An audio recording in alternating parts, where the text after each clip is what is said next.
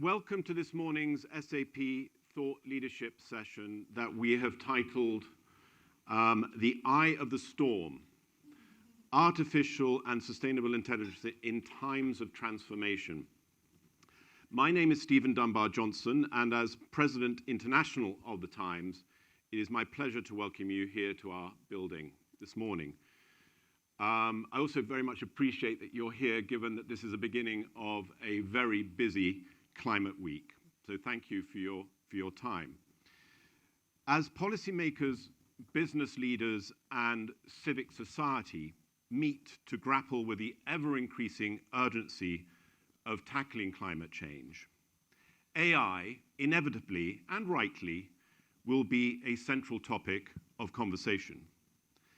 As technology and sustainability become increasingly intertwined in the quest to scale solutions across the broad spectrum of emission reduction initiatives, whether they are related to smart grids and energy efficiency, to precision farming, food and waste reduction, or sustainable supply chains, water resource management, and improving urban planning and smart sustainable cities, just to name a few. So to talk to this subject, I'm delighted that we are joined here by the whip-smart Sophia Mendelsohn, who is SAP's Chief Sustainability and Commercial Officer. And I'd also like to take this opportunity to thank SAP for enabling this discussion this morning. We are also joined by Katrine DiBona, who is the Global Head of Sustainability and Public Affairs at Novo Nordisk, which is a company, I understand, that if they didn't exist, Denmark would be in recession. Good job. And later on, we will hear from Azeem Azhar, who's sitting over here, the founder of Exponential View. Azeem is an expert in AI and exponential technologies, and the host of the excellent podcast, Exponential View. Earlier, he was telling me that he goes to bed listening to Pamela Paul when she was the editor of our podcast for books. I'm now going to bed with you. So we're going to have a conversation up here for the next 20 minutes or so with Sophia and Katrine, and we will pull up Azeem to get his insights, and then I will throw this open to you to ask some questions before we wrap up at around 11:40. And we're hoping you can spend some time also networking at your tables at the end of this session. Hopefully, you're going to go into the Manhattan Day ahead of this week armed with useful insights. So let me get cracking. So, Sophia, with all the buzz around AI, it's hard to sift through the promise of AI and the reality of it. What do you think the promise of AI is when it comes to sustainability, chief sustainability officers and their teams? Yeah. Well, I would have felt very confident answering the question after you called me whip smart, but then you reminded them that I sponsored this, so maybe they don't believe you anymore. You are whip smart. So look, when it comes to sustainability and AI, the absolute first problem we have to surface during this climate week is that AI is not getting into the hands of CSOs at the same rate it is getting into the hands of CXOs. And I see this from my perch on a daily basis. The solution to this problem is to allow chief sustainability officers and their teams to immediately demand AI is used in their daily work. We all collectively need to spend this week normalizing and prioritizing sustainable outcomes and sustainability use cases in our colleagues' application of AI, right? And that's not going to be a silver bullet. It's not like the CSO is going to be out of a job after we do that. Yes. That's good. Yeah. But if we make AI the colleague of the CSO, we can take what CSOs, if we do say so humbly, are already good at, which is managing and comprehending complex industrial and natural systems. So by definition, these are systems where if you or your colleague change one thing in one place, you can get a very unexpected and unpredicted result in another. We see this in the supply chains, the electric grids. There are a number of people from the energy industry here in this room, and the climate models that we already work with on a daily basis. So now you take your natural skill set, you make AI your next tool, your next colleague, and the CSO and his or her team will be able to do what I call mop up their change management. And I call it mop because the first thing you're doing is measuring the change, ideally improvement, of your experiment or a new piece of work. You're optimizing the outcomes as you tweak, and you're predicting behaviors, which of course is what your CEOs are looking for. I do think if we shift how CSOs are looking at AI from a bad guy in energy consumption to something we should demand the return on investment from, then by this time next year, we'll have real life examples to answer that question. And is that one of the reasons why CSOs it's not being adopted by CSOs, because it's seen as a carbon emission as opposed to a solver?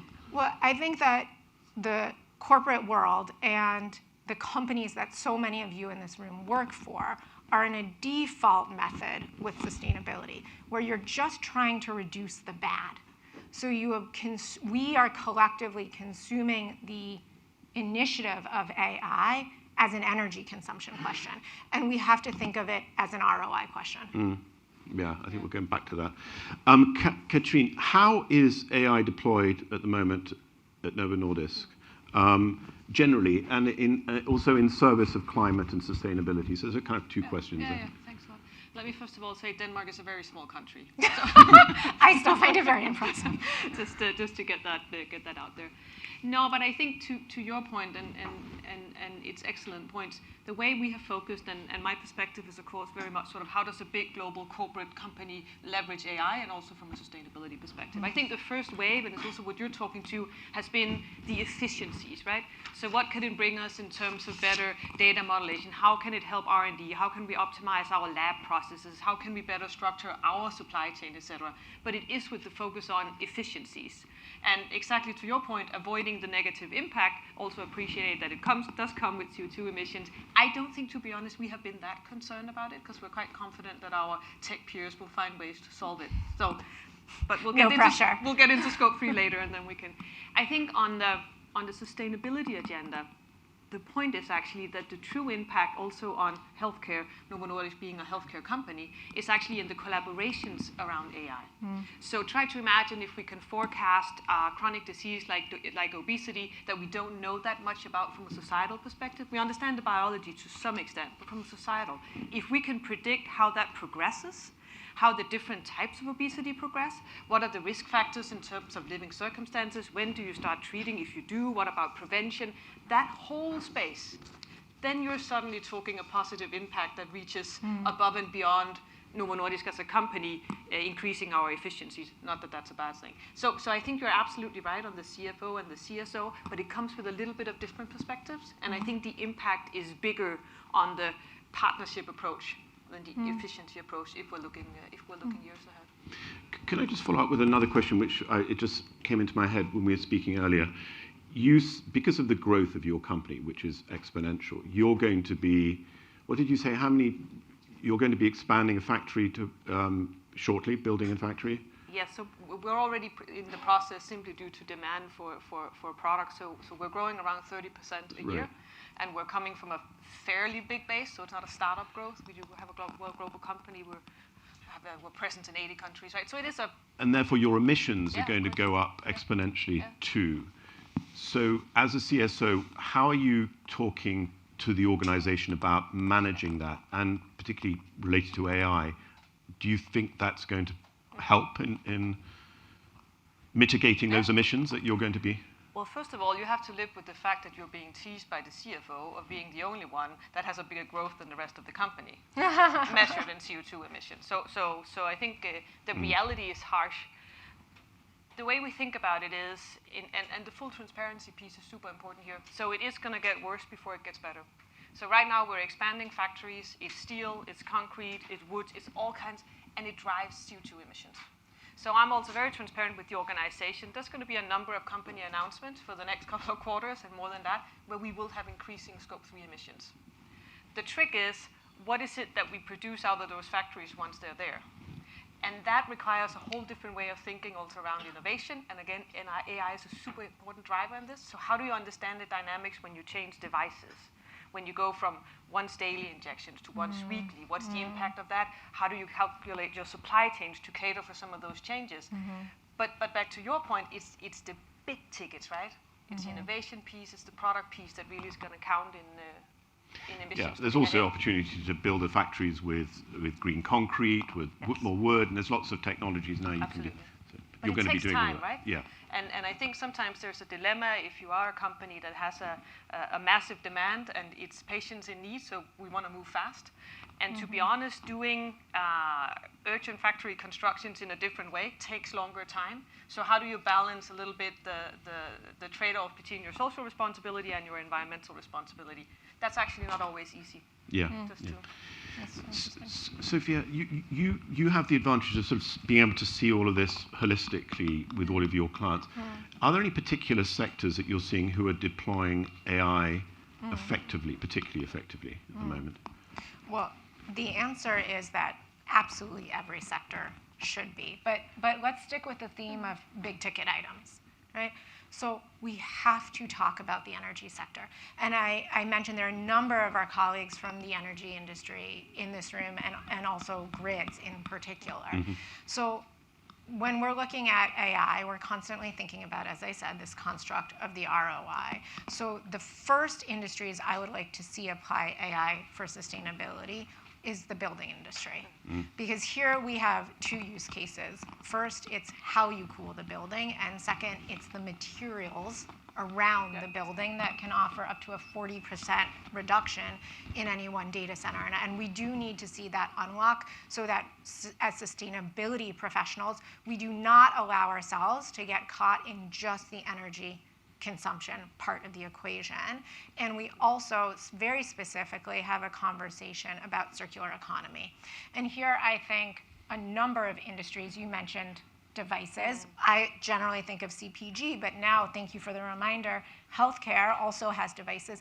Any industry that is selling a discrete item and needs to have that item returned, not for a sustainability goal, but because we begin to see the financial value of reused materials. So in the data set, the LLM, and the application of that math to, for example, a materials data set can allow us to predict a better material for the garment, a better design for the garment, more suited to a take back. So we know what materials are going to be needed when. We know what materials are going to be returned when, and can create a second-hand market of materials that are actually reusable by design. Any sector that can apply that to their discrete product is a first mover. It's fascinating. I'm slightly disconcerted that you're looking at my jacket. We think that being it's very recycled. good quality. No, but the Times it's also interesting, this conversation, because it seems to me that you guys should be talking as you're building your new products. Hiring, yeah, I mean, it's... Katrine, the health sector, especially here in the US, is notoriously complex, especially when it comes to healthcare supply chains. How might making the healthcare sector more efficient improve health and sustainability outcomes? Yeah, it's a very big question. I think let me start with just a little bit of continuation to your point. So I very much agree on the circularity. And when I am joking about maybe bringing you on board, it's because we're actually trying to do it, and it's really difficult. So let me give you an example from the real world. So we're producing 800 million devices every year, so it's basically used for injections. They go into the world. Some of them are reusable, so they last for years. Some of them are single dose. In the US, we're quite fond of single dose. It's very convenient and easy, not that good for the environment. So we tried to say, what's a take-back system? Because it's actually plastic of a lot higher quality than this pen. So can we take them back? Can we decomposite them and reuse it? And it's super, super difficult because you have different components to it. You need the patients to actually want to turn them back. You need to be able to pull them apart. Plastics is not just plastics, and you need to recycle them for something of a similar value. And I think understanding that whole ecosystem is where data plays a crucial point, both from the front end but also on the back end. And it takes a lot longer than we thought. I think that's also an important point. So the regulation around this has actually been difficult. There's a lot of regulation on medical waste, so who's allowed to pick it up? And again, it's the ecosystem way of thinking about it on circularity. So I think that's it's an excellent point on how to have that recyclability built into products also from the beginning. From the beginning. Do you mind if I just? So it's a good question. We'll go back to it. Another question we are asked a lot and we explore a lot is how much can AI do for sustainability without a team, without people?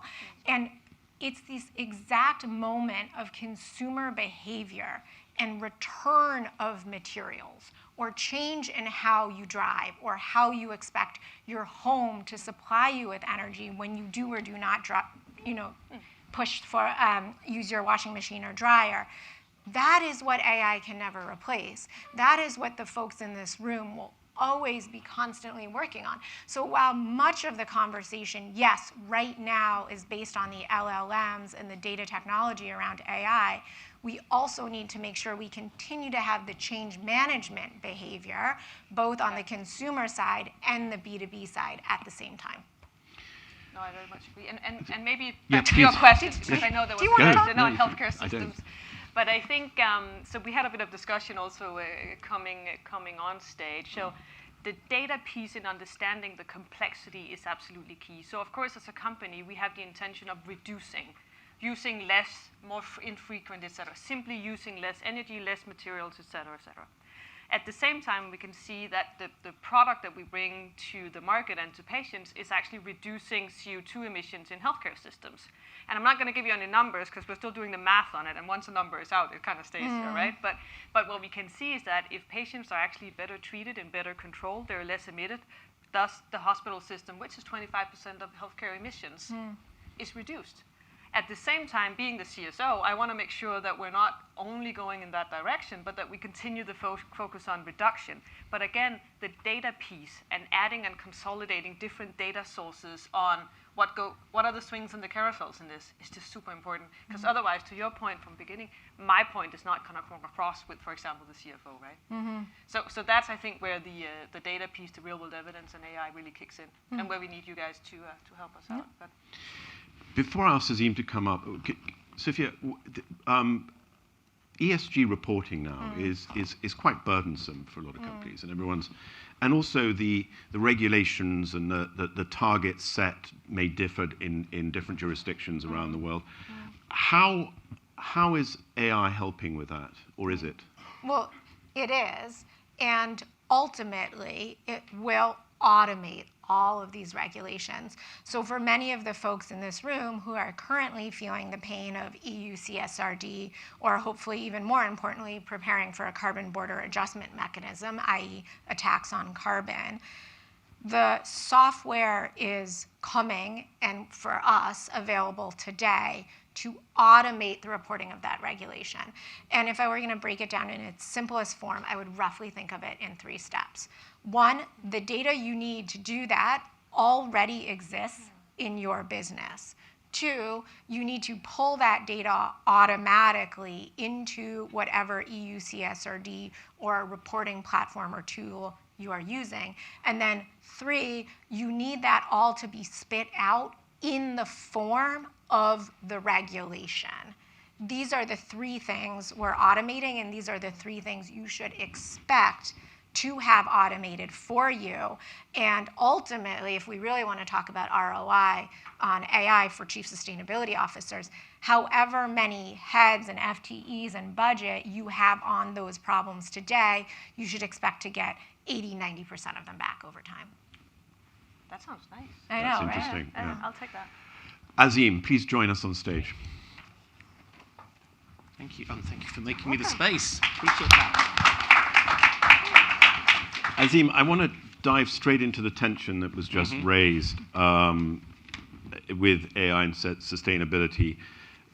AI clearly requires colossal amounts of energy and therefore source of significant emissions. And I know that Google, for example, have walked back on some of their targets because they realize that they're not going to be able to meet them, so et cetera, et cetera. Can you talk to us a little bit about that?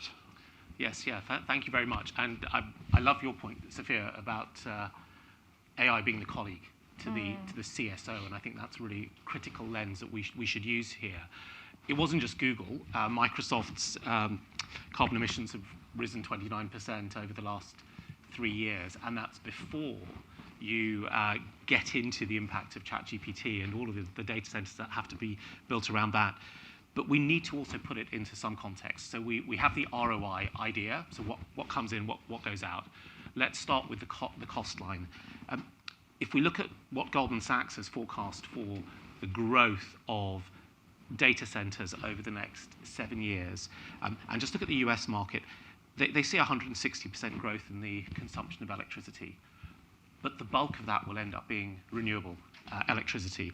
And so the net impact is that by 2030, we would expect the incremental load of AI and the carbon emissions of the US to be about 0.4%.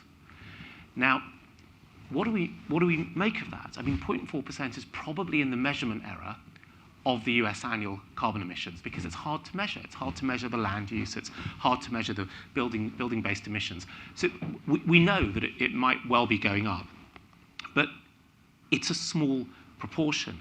Now let's look at the returns question, part of the ROI.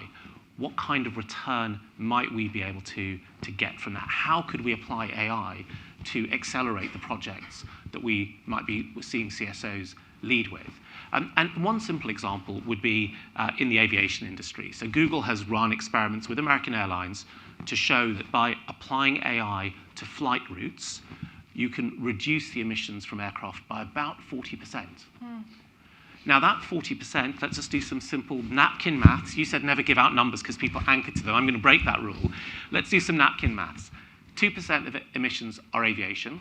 If we can reduce them by 40% by applying some machine learning to get the planes to fly slightly different routes, reduce contrails, well, 40% of 2% is 0.8%.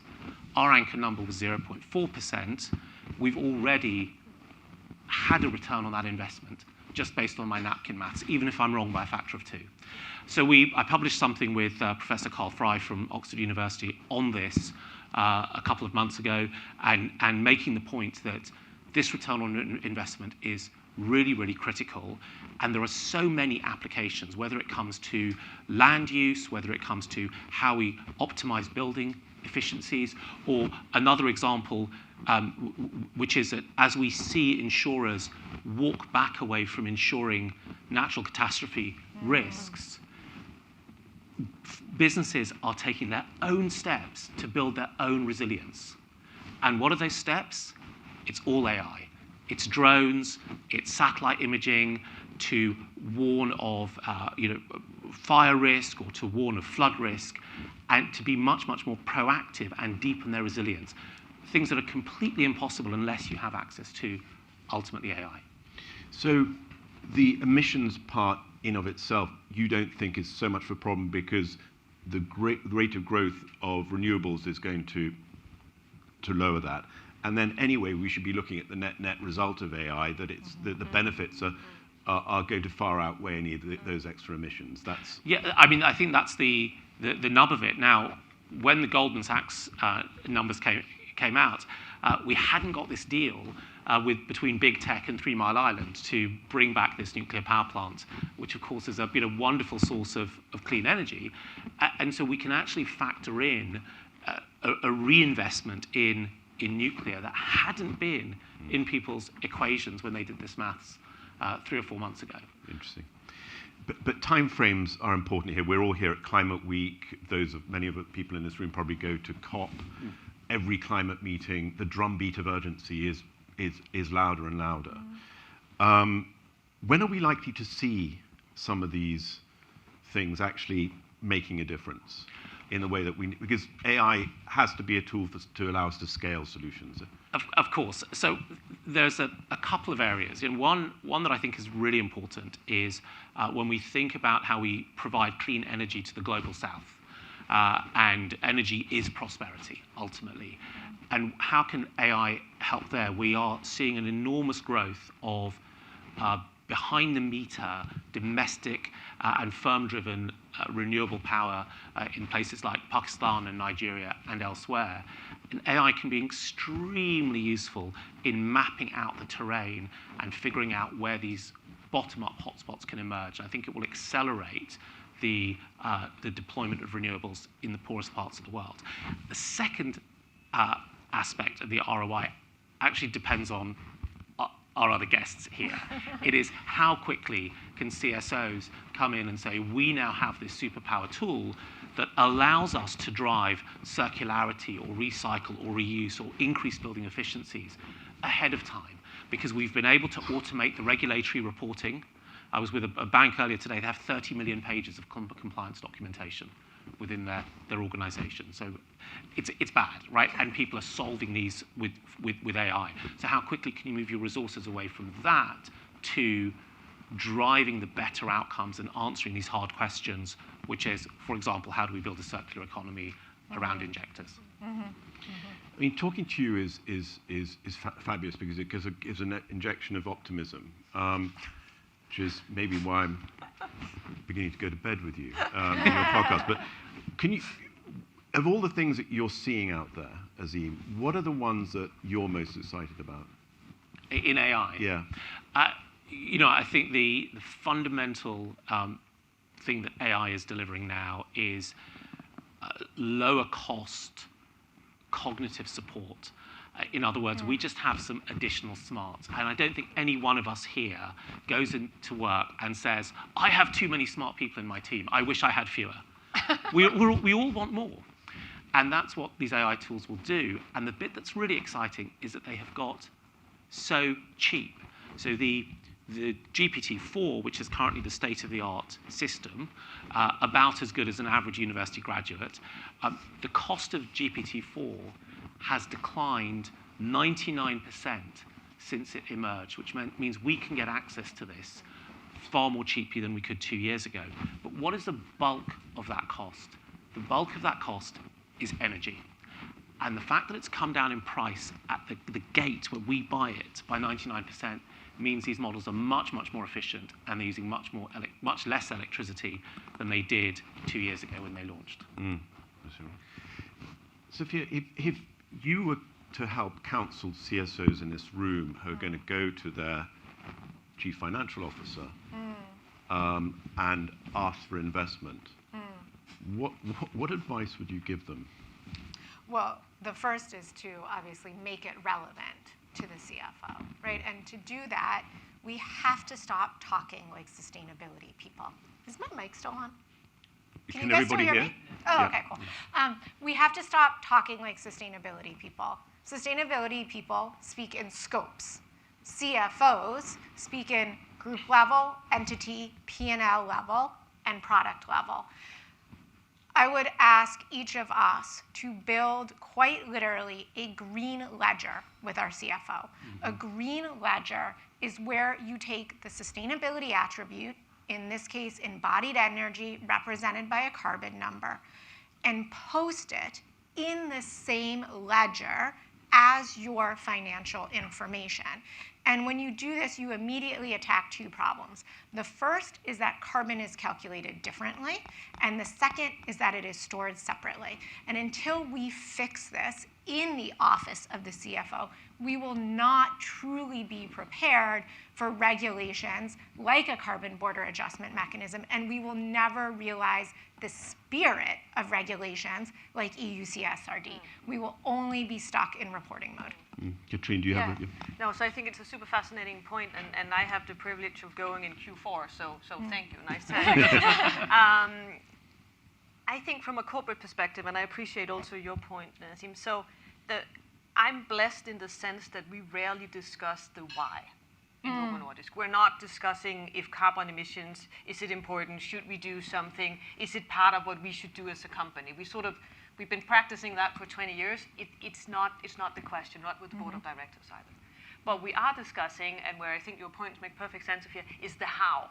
So back to also your point on what's the certainty of impact? Where do I get the most bang for my buck? What's the language of it? How do I present a business case where we're optimizing our efforts in a 8-10 science-based, et cetera, et cetera? So it's basically about building a convincing roadmap that leaves as little uncertainty, bringing back the AI perspective on data, on how do we do this the best way. So do we start with the green cement, or is it low carbon steel? Can Europe produce enough green power that we actually can get the steel we need? Or is that 3 years down the line? Do we start with ammonia or ethanol? And what about indirect spend? Is that where to focus? And I think that's part of the business case. It's a business case like any other, right? And as someone who's talking and seeing a lot of this from a different perspective, to that same question, if you were walking in to see a CFO? CFOs have uniformly hated me because I don't bring him with you. Yes, don't bring me with you. But because when you work in technology, the two key attributes of technology are that, number one, they make the impossible possible, and number two, they make the possible really, really cheap. And that process where things get cheap is not based on facts. And CFOs, the best of them, are ruthless empiricists. And so they need the world's best rear view mirror. Whereas if you're working in technology, you're looking out the front and you're seeing a curve of things getting better and getting cheaper. So CFOs are constantly blindsided by these types of things. I mean, whoever made a budget for using LLMs 2 years ago, did you plan on the cost dropping 99% in 2 years? You probably didn't. So I think this comes back partly also to what the Chief Sustainability Officer needs to do, because the role has changed over the past 25 years from where it really started to the moment now where some of the most exciting technology in the world anywhere is in sustainability. It's in green cement, it's in biomaterials, it is in batteries and storage chemistries. And that wasn't the case in the technology industry a decade ago.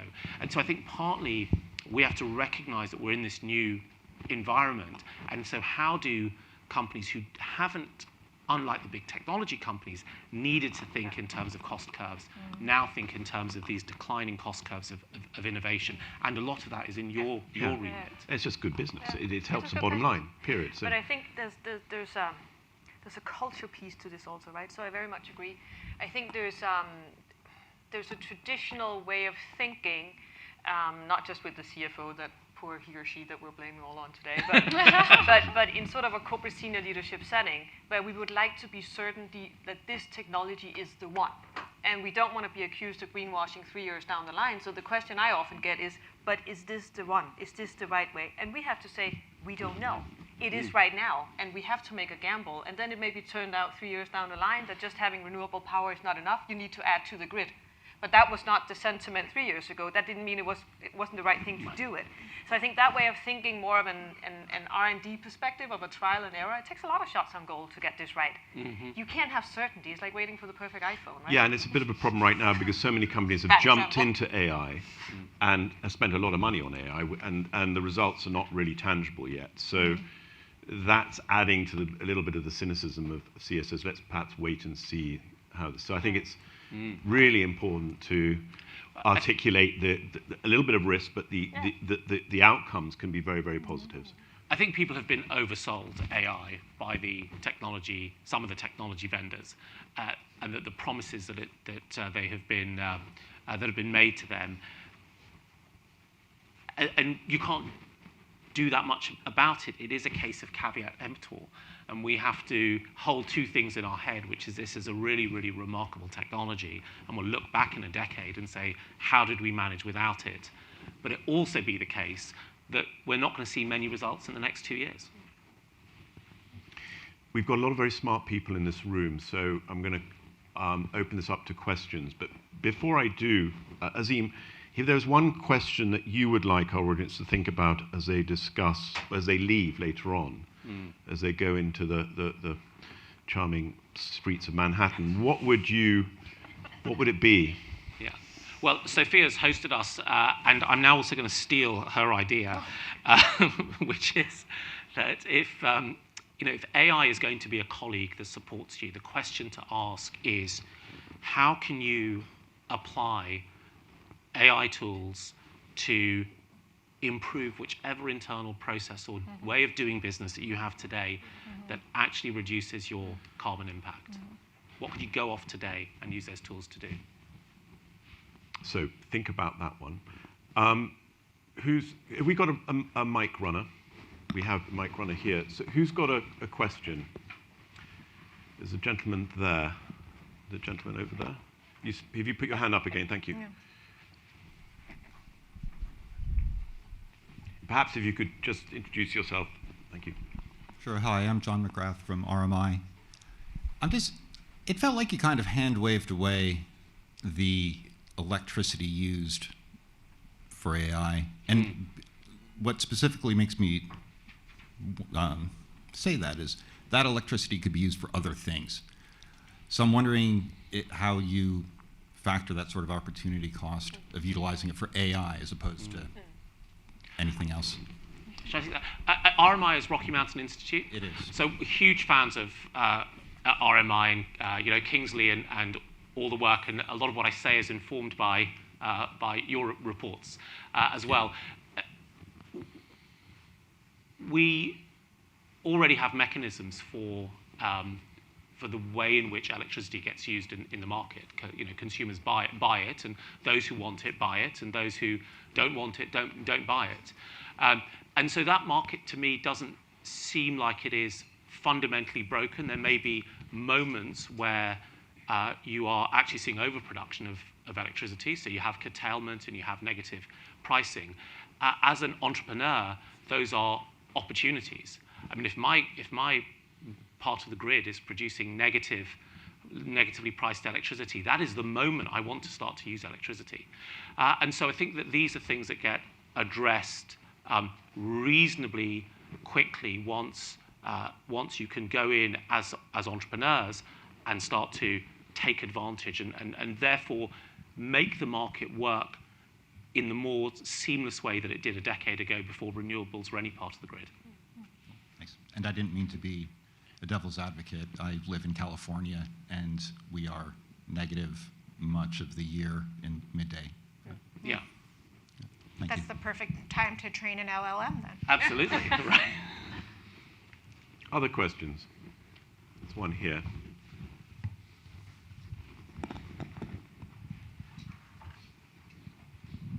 Hi, Julie Parak. I'm the CSO of Alfutaine, a group based in Dubai. I love all your points about stopping to talk sustainability, talking CFO language, love all of that. I think for carbon, you talked about it quite a bit. Makes sense. It's tough to do, I agree, but I think it makes sense. I think a lot of us here in New York this week, we're talking nature and the next frontier. I'll be curious to your perspective on how you do the same thing, but for nature. I think it's a lot more complex. Yeah. Well, the frame of reference I come to the nature conversation with is that any amount of energy reduced, carbon avoided, is de facto part of the nature conversation. As a group, perhaps we've separated the carbon conversation and the nature conversation for too long. And some of you may have noticed I sometimes use embodied energy or sustainability factor because carbon is just the first factor in a series of factors, including water, plastics, and biodiversity that we plan to put into our technology. So as we are building out our AI use cases, as we are building out our product level footprints, as we are building out your green ledgers, each of these attributes will be slotted into the sustainability factor. Mm-hmm. And ultimately, if you think about a green ledger, I presented it for the first time as carbon and money, but there are many more attributes on the sustainability side than there are on the money side. So it's another way of saying that is that for nature, AI is, there may be some detrimental effects in the short term, but net, there are going to be significant advantages. It's going to help us with nature-based solutions and biodiversity. Well, a kind of obnoxious existential comment and then a practical comment. And you can't separate out nature. We shall not separate. We should not separate out nature from the energy conversation. But that's what I would implore this room to think about. We are not going to stop the training of AI. We are not going to stop the application of AI. First of all, there is too much good to be done. Second of all, there is too much good to be made. And, money to be made. And right now, what is happening in your CIO, your Chief Information Officer's offices, and your Chief Technology Officer's offices, they are making roadmaps. They are making priority lists of use cases. And if you are not on that priority list, then we are not creating a benefit to energy or nature. We are only going to make Ubers come faster, right? French fries more delicious. And we will allow AI sustainability to fall for the trap of what I think we saw in the early VC bubble of apps where we make wealthy people's lives 5 minutes more convenient. Right. It's nice when the Uber comes faster. Yeah, I mean. No, but I think I very much agree with you on the nature and the climate. And I think it's important to keep it close. It is the first parameter for actually doing good on nature and biodiversity. From a corporate perspective, when working with this, there's a need for simplicity. And of course, it's difficult to demand simplicity from a complex world, right? But how to approach nature and biodiversity is actually a little bit more difficult than with emissions. And I fully agree with you on the crossing of the two. So what we're discussing is land use, water, as you also talk to, biodiversity and species, waste, and really trying to be crisp on that is where our double materiality impact is. It could be a lot of other things, but having that clarity, because that's when we start moving. And then I think to your point, there's something on, this is the sum of all actions, right? So you were mentioning, for example, the aviation piece. Right. Last year, we invested quite a bit in sustainable aviation fuel, also to be able to actually fly in a more sustainable way. But to be honest, if AI helps support the overall lack of emissions or reduced emissions from aviation, we could spend those money on something else. So a little bit, again, back to the complexity of the total score of where do we get the most impact from investments. How are we doing on timekeeper? Have we got time for another couple of questions? Okay, there's one right at the back there.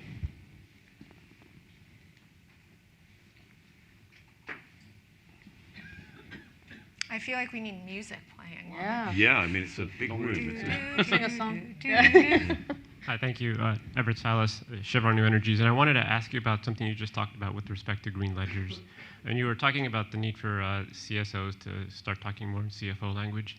And one of the things that strikes me is that when you talk about ledgers, that in my mind starts to go into like inventory accounting, double entry bookkeeping, right? You have inflows, you have outflows. But emissions reporting doesn't work that way right now, right? It's like always just kind of continuing to add on and to add on and to add on. So even if you start to add the AI component to make the reporting more efficient, if the system doesn't actually work like a double entry bookkeeping system, where you actually do have ledgers and allow you to kind of determine what the emissions are for the product, hand that off to the next person, and those emissions go with it, right? So that you can start to differentiate. How do we actually drive? Can you comment on how you would drive that change if you don't actually change the accounting system? Yeah, absolutely. So two-part answer to the question. I often think of this as the pipes and the water. So you have the infrastructure of the pipes, and then you have the water or the data that you put through it. And it's also the perfect time for me to introduce my colleague, Gunther Rothermel, who's at the front.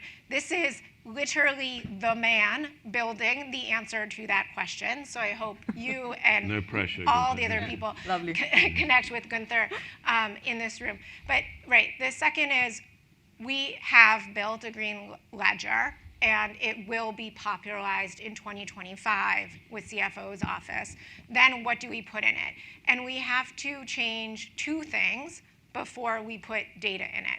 The first is we have to go from spend-based estimates to product or activity-based actuals, which is data that already exists in what is called, in fancy language, your enterprise resource planning system, and then use AI to map emissions factors to that existing business data, for example, a bill of materials, and you get an accurate product level carbon footprint instantly, instead of having to spend hundreds of thousands of dollars and months with a McKinsey, no offense against McKinsey, but they're always funny to use on a panel, and get that instantly to your team.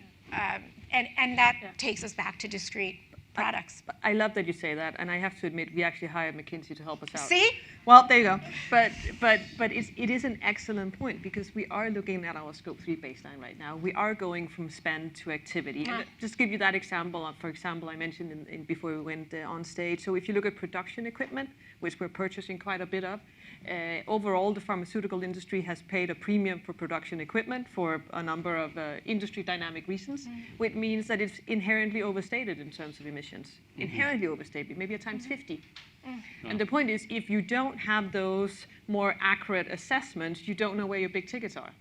So maybe production equipment is not where Novo Nordisk should start. Maybe we should start with somebody else or something else. We wouldn't have known that 6 months ago. Yeah. So, and the more data we have on that, and the easier that translation also in mapping scenarios and modeling what is actually the right roadmap, the stronger it is, and the more acceptable also to the CFO. Yeah. So it's a really excellent point. I hope that was pretty comprehensive. I hope you got enough from that. Oh, yeah, thumbs up. good. Thumbs up at the back. Thumbs up at the back. Any other questions? There's a lady over there at the back. Hi, thank you very much. Pam Chang, Head of Operations, IT, and CSO at AstraZeneca. So thank you for this wonderful conversation.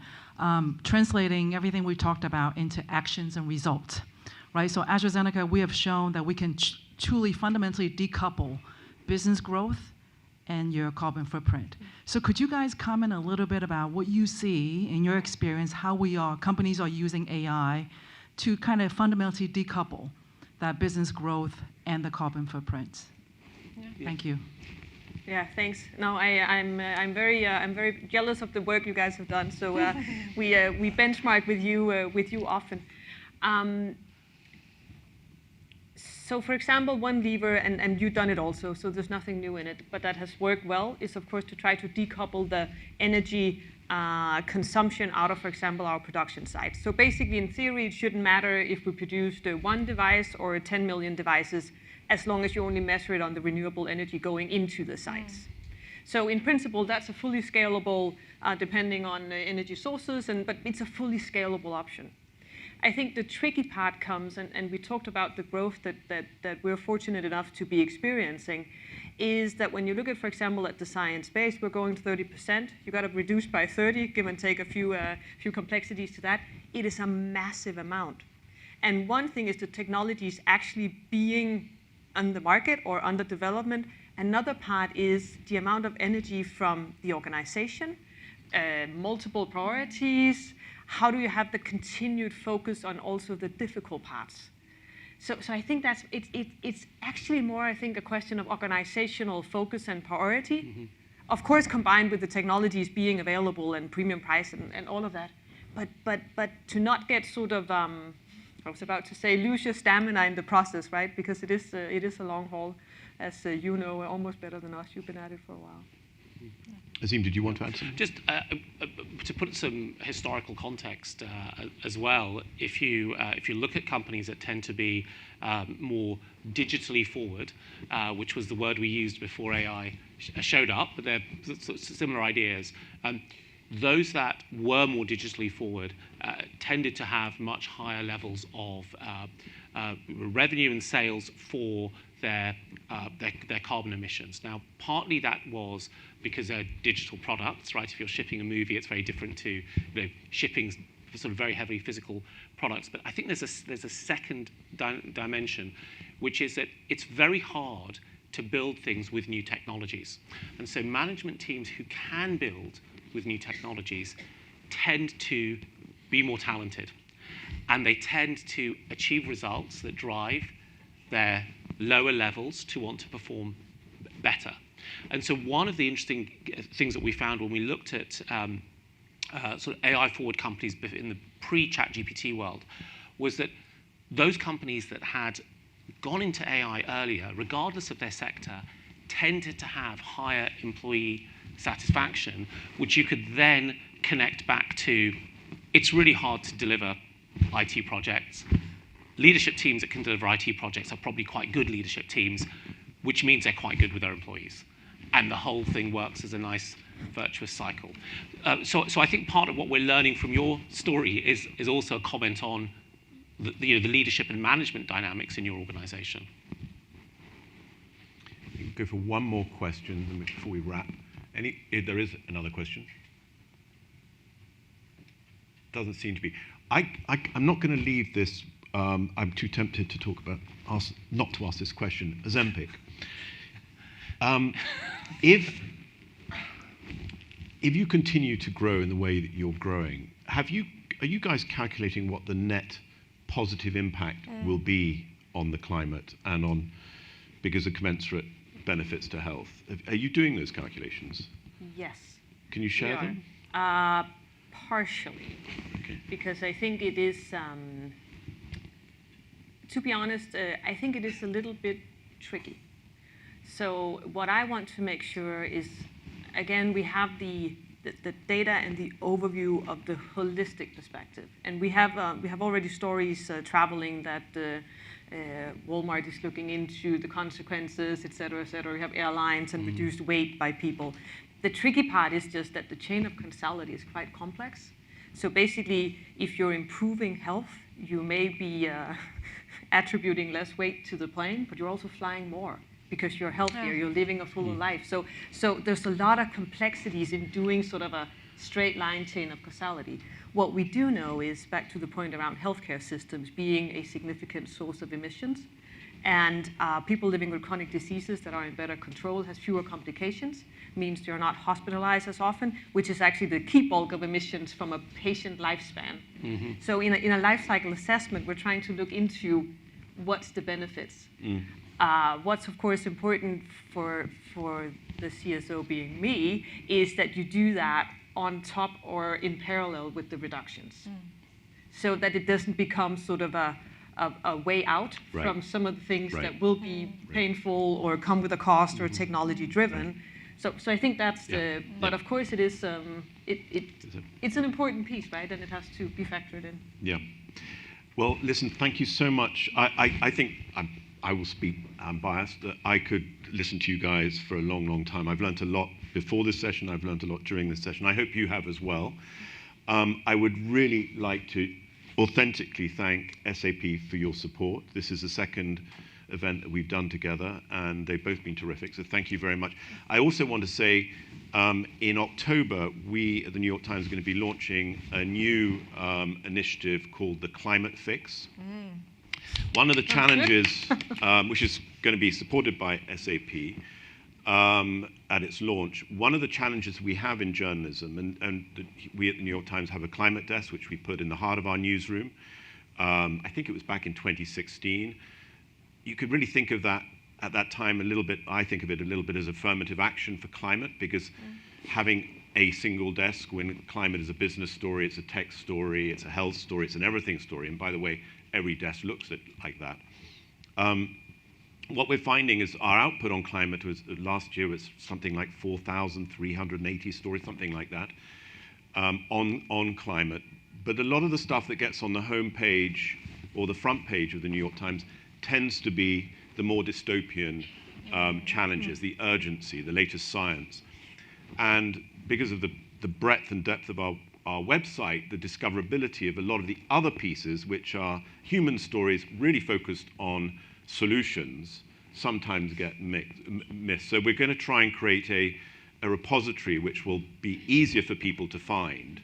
And hopefully very quickly you're going to find a lot of stories about solutions and much more positive aspects of climate change. All to say, this is also being helped by SAP, who are going to be our sponsor at launch. So look out for that in October. It leaves me to thank all of our speakers. For Azeem, thank you very much for giving me a lot more optimism this Monday morning. Katrine, it's so nice to meet you, and thank you very much for your insights. And Sophia, again, you've proven that you are whip smart. You are more than welcome to stay for the next half an hour or so to network and talk about what you've heard and think about what are the pressing questions, how you can apply AI within your own organization. Yeah. So thank you very much for coming this morning, and I wish you a very productive week. Thank you. Thank you. Thank you.